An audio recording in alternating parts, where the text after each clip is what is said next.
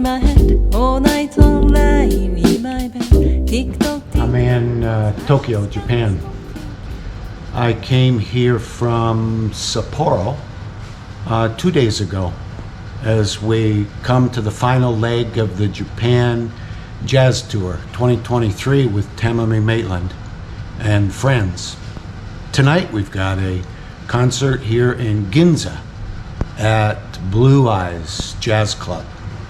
But here in a part of Tokyo, I met a lovely lady from Uruguay, and she agreed to spend a few moments talking about her story and answering the 3 questions we like to ask interesting people.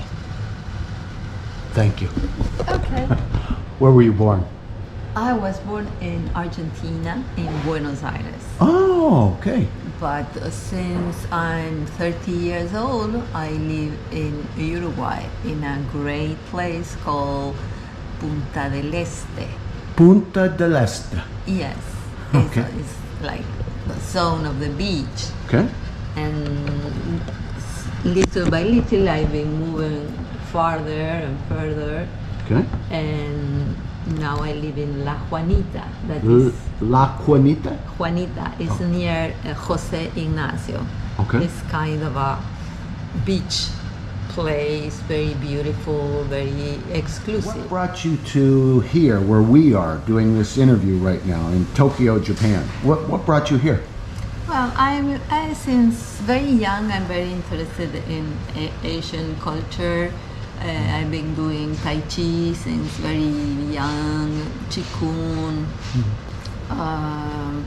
So then, like 36 years ago, I had a boyfriend, a French boyfriend, and we used to eat a lot of sushi in Paris. And then we came to Uruguay, and he decided, why don't we do sushi?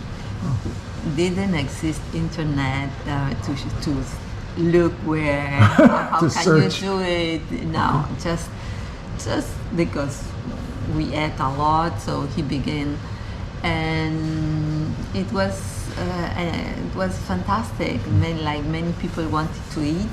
We didn't know. In Buenos Aires, yes, it exists sushi, but in Uruguay, no. We were the first sushi in Uruguay 36 years ago.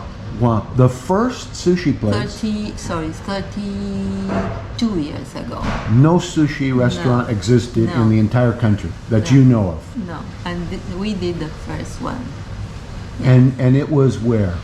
It was in Punta del Este, like more to the east, like going to La Juanita in that way. In a resort area or It was on the beach, yes, in a resort area, but it was like very little place, very humble, but people loved it. It was just in front of the beach, and then it was such a success that we brought a Japanese Nikkei from Buenos Aires to do, really, because we weren't very good. And then I separated of this French guy, and I'm very interested always in continue learning and knowing more about this incredible culture. And so where was the beginning of the sushi, and it's Ryokoku, the place we are now, is where they began with the Edomae sushi, this kind of sushi. It was funny, I was with 2 kids, little, and I didn't have money. It was like, and a friend came from LA, she used to live in LA, she came, and she was, oh, you must do sushi. I say, I don't know. It was my boyfriend, the one that did the sushi. And she said, you must know even by osmosis. You know osmosis? Sure. Like, you must naturally. know. Yes. So she told me, okay, I'm going to buy whatever you need, and you try. And I invite friends. So that was the beginning of my sushi. I began to do sushi with she buy the things. I had a broken car. Always it was funny. We had like a plan how to get to her house, and if I didn't arrive in half an hour, she must come to fetch me because it was my car broken. Because it didn't exist the cell phones yet. Right. So there were the beginnings of my sushi. And then I was very interested, and so I went to New York. Oh. And I've been doing like Japanese. I was like helping assistance of a Japanese acupuncturist because I do also Chinese medicine and acupuncture. Oh. And I helped him, and I was doing also like in a place for free, helping to do sushi.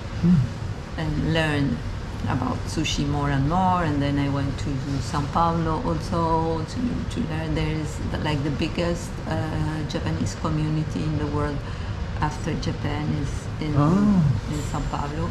So I've been doing that too. And then I begin in this beautiful place that is called Parador La Huella. And since then, I do sushi there like 21 years ago. We began. So I'm meeting lovely Coco Weissmann and learning something of her story. And as she's talking, I'm thinking about some videos we did maybe a year ago with a man named Tojo in Vancouver. He was the inventor of the California roll. Oh. So over 50 years ago, he came to Vancouver, Canada, and began to make sushi that nobody would eat because they weren't used to sashimi and some of the delicacies from Japan. Similar to my own first experience when I came to this country 40 years ago. Yeah, and also It was a shock to me. similar to Uruguay. First, people didn't want to. So he now has a restaurant in Vancouver called Tojo's, very famous restaurant. Celebrities, Arnold Schwarzenegger, others come there, and many have tried to talk you into franchising, into growing, and he has no desire. He has one place. You want his sushi? You go to Vancouver to his place.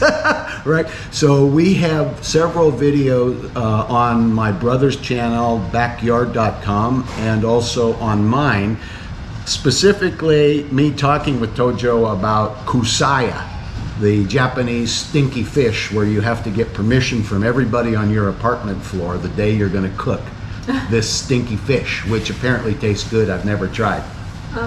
But Tojo told me a lot about the beginnings of sushi in Vancouver, which if you ever go to Vancouver, it's going to be interesting for you to spend time with him. Yes, absolutely. So Coco Weissmann, born in Buenos Aires, moved to Uruguay, then had a relationship that took her to Paris, where she began to find the world of sushi. Right. And then through different experiences, it sounds like you learned along the way. Here in Japan, becoming a sushi chef is a 25 plus year process, right? There's a long time of apprenticing, so they do it just right. But even more rare is a female chef sushi, right? Yes. And you can, it's interesting because when I show to Japanese, first I say I do sushi, they are like funny, like a woman and Uruguay. And when I show them my Instagram page, it's like, this is good. So.